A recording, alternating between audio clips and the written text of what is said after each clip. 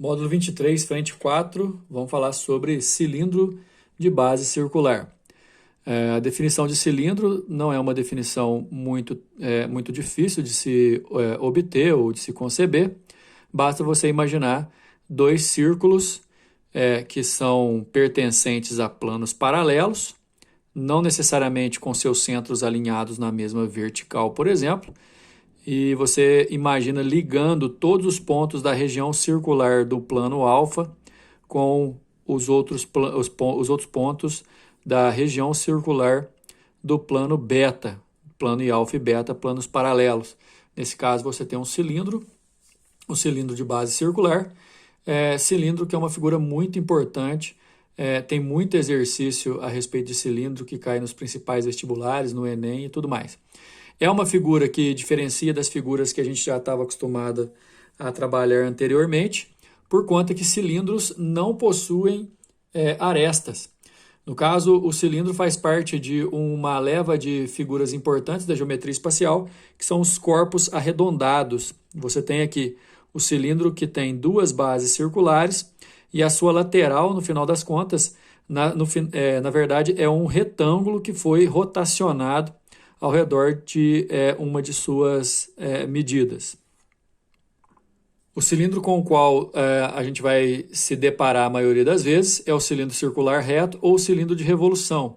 Ele é chamado de cilindro de revolução porque ele pode ser obtido a partir da revolução de um retângulo ao redor de uma de suas medidas. Por exemplo, o retângulo ABCD, aqui ele foi rotacionado ao redor de um eixo que passa pelo seu comprimento BC, gerando um círculo aqui na base superior de raio igual a AB, na base inferior outro círculo paralelo ao primeiro de raio CD igual a AB e a altura AD que é igual a BC também.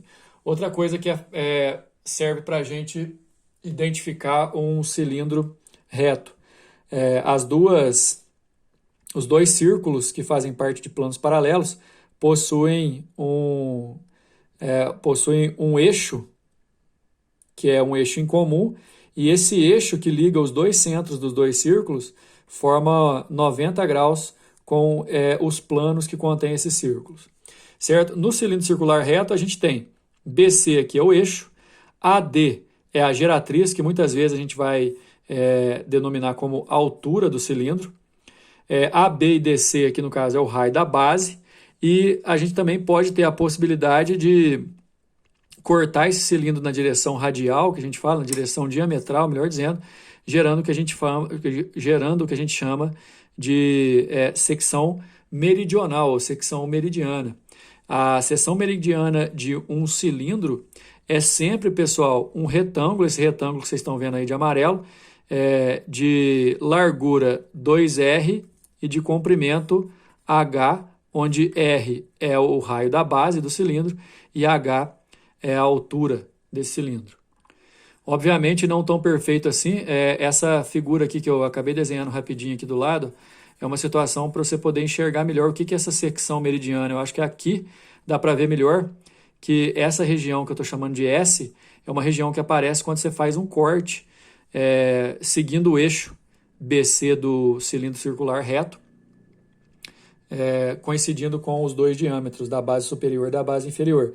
Aí vai ficar esse retângulo aqui, ó, que tem essa largura aqui, ó, de 2R e esse comprimento aqui, ó, de H, que é a própria altura do cilindro. Para um cilindro, pessoal, a gente tem alguns cálculos a fazer. A área da base, assim como a gente calculava a área de base de outras figuras espaciais anteriormente, o cilindro tem uma vantagem que a gente não precisa ficar procurando qual é a figura que forma a base de um cilindro. A figura da base de um cilindro é sempre um círculo, portanto a área da base sempre vai ser π vezes raio ao quadrado. O detalhe principal está na região lateral dele, né? A área lateral dele é formada, no final das contas, por um retângulo de largura H, que é igual à própria altura do cilindro, olha só. E essa volta que ele tem que fazer aqui, ó, tem que coincidir com o próprio comprimento da circunferência, que envolve o círculo da base, e o comprimento da circunferência é 2πr.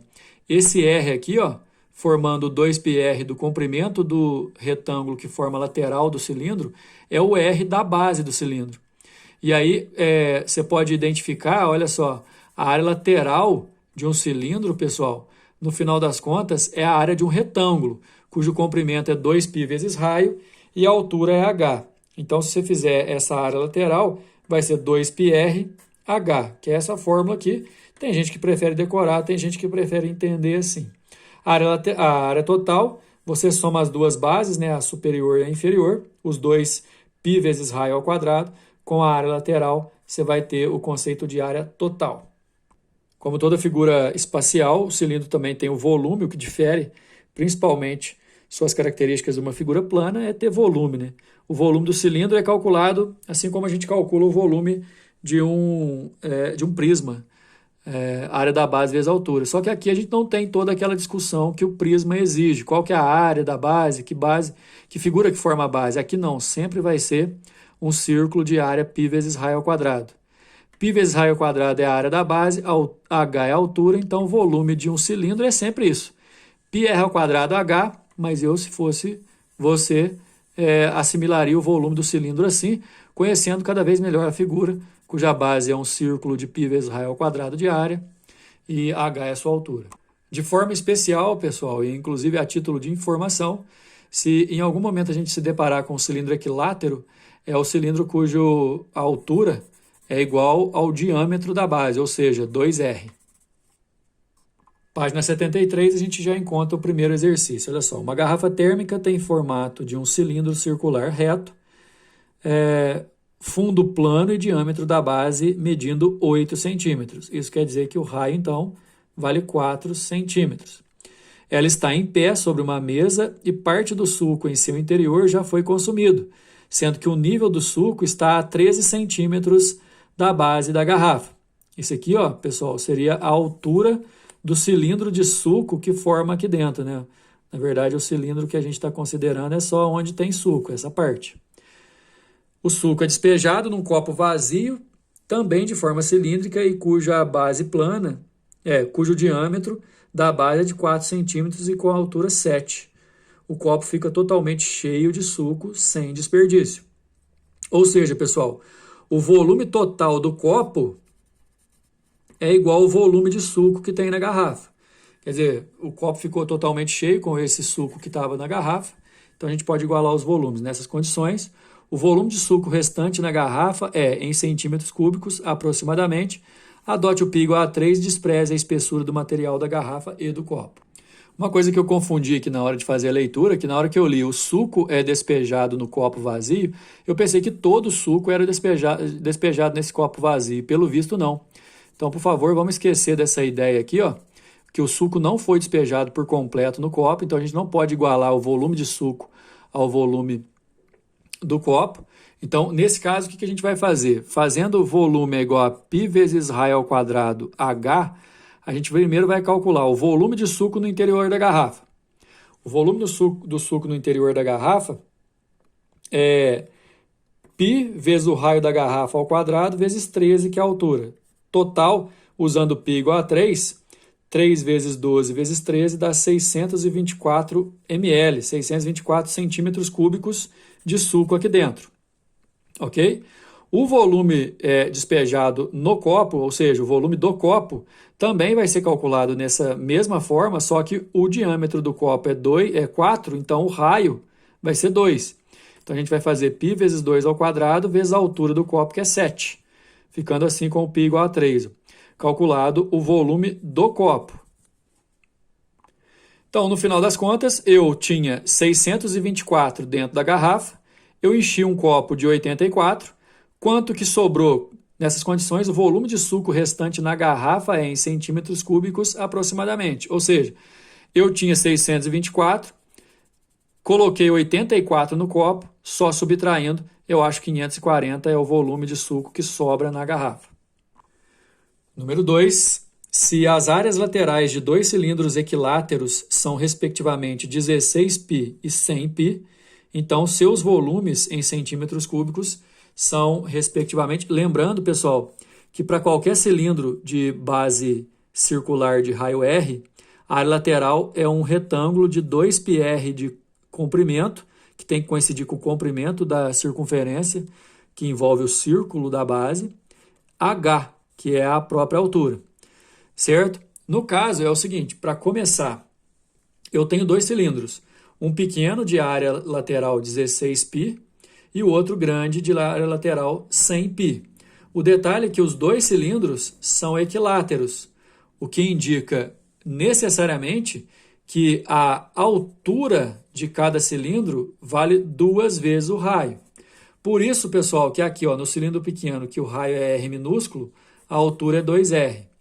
Por isso também que no cilindro grande, que o raio é R maiúsculo, a altura é 2Rs maiúsculos. Aí, nesse caso, na hora que eu fizer a área lateral, que é o comprimento 2πr vezes a largura, que é a altura, que é H, né? O que eu vou poder substituir? Para o cilindro pequeno, eu vou fazer 2π vezes R vezes a altura, que é 2R. E isso igual a 16π.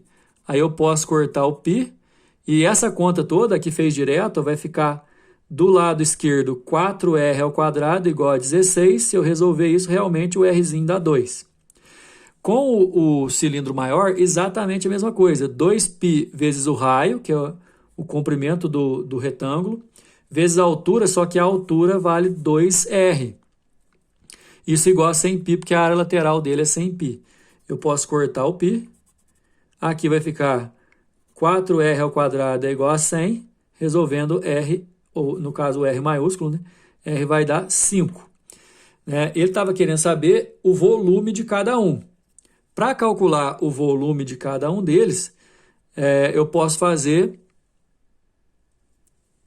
volume igual a área da base vezes a altura. Ele quer saber, então, seus volumes em centímetros cúbicos são respectivamente. Eu quero calcular o volume do grande e do pequeno. Do pequeno, eu vou fazer π vezes Rzinho ao quadrado vezes H, que na verdade é 2R. Para o grande, eu vou fazer π vezes Rzão ao quadrado vezes a altura, que é 2Rzão. Certo? Como os valores eu já conheço, fazendo a substituição, olha só. π vezes o raio pequeno ao quadrado vezes a altura, que é 2 vezes o raio. Isso aqui dá 16π, esse é o volume do cilindro pequeno. π vezes raio ao quadrado vezes a altura, que é 2 vezes o raio, 25 vezes 10 dá 250π, esse aqui é o volume do grande. Então, 16π, 250π, a resposta está aqui na letra C. Número 3, de um queijo com forma de um cilindro circular reto, cujo raio e altura medem, respectivamente, 6 e 3. Então, pessoal, aqui vale 6 e aqui vale 3 centímetros. Foi cortada uma fatia, como ilustra a figura. Essa fatia representa 60 graus do cilindro inteiro. O volume do sólido restante em centímetros cúbicos é... O que eu posso fazer? Que o volume, se fosse um cilindro inteiro, o ângulo aqui considerado seria de 360 graus. Como é o volume da figura que restou, o ângulo que restou aqui já não são 360 graus mais, né? São 300 graus. Por isso que está fazendo 360 menos 60 aqui. Aí, na verdade, eu posso fazer uma regra de 3, né?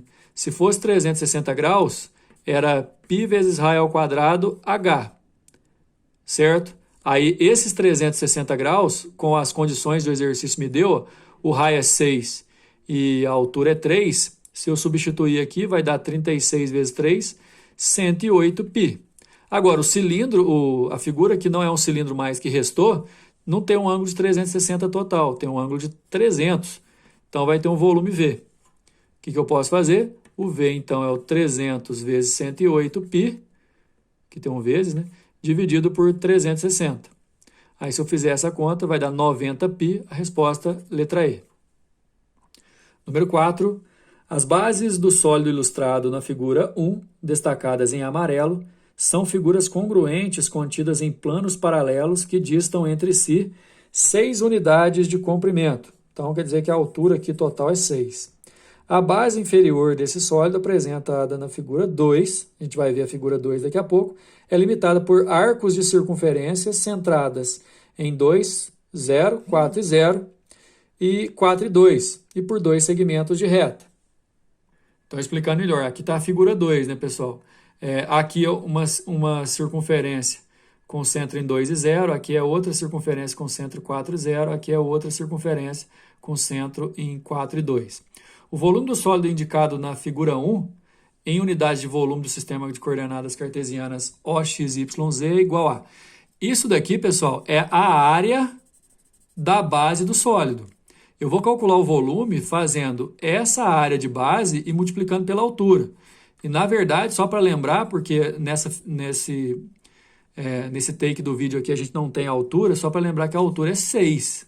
Vamos colocar aqui que a altura é 6. Agora, a área da base, eu vou pegar esse quarto de círculo aqui inteiro, ó, tá vendo? E vou tirar esse quarto de círculo, esse círculo, esse meio círculo aqui e esse outro meio círculo aqui. Então, olha só, a área da base vai ser 1/4 de π vezes 4 ao quadrado. 1/4 de π vezes 4 ao quadrado, pessoal, porque a área total é 1/4 do círculo, cujo raio é de 0 a 4. Esse aqui seria a área total. 1/4 de π vezes r ao quadrado. Por que 1/4? Porque, repara, é 1/4 do círculo inteiro. Ok? Aqui. Só que depois eu vou tirar meio círculo aqui de raio 1, meio círculo de raio 1 aqui e 1/4 de círculo de raio 1 aqui. Aí vai dar toda essa expressão, ó.